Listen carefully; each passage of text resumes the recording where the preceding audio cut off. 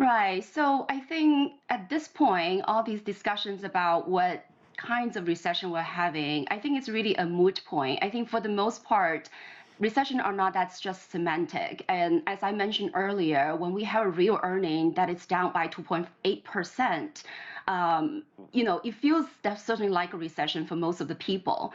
Now, I also wanted to pick up the point on the labor market, right? So this idea that we somehow have a too tight labor market, and I understand the point most of the time when people are talking about we have this inflation and unemployment rate trade-off. It's really using this very old classical, Phillips curve to explain that. But we know the U.S. is facing labor shortages. 16 million people are having long COVID, and out of which 2 to 4 million people are out of labor force because of that.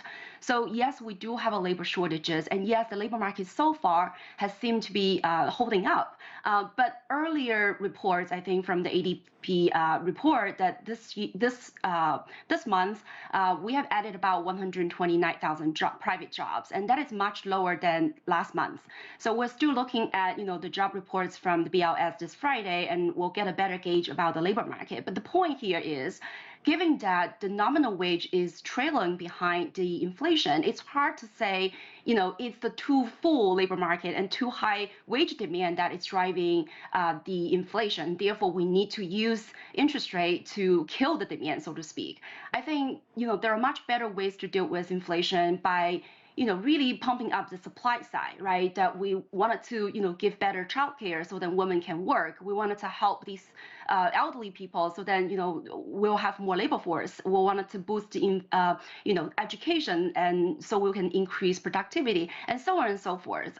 There is also, some of the strategic, price controls on, for example, oil, that I think Indonesia probably can provide a interesting example here.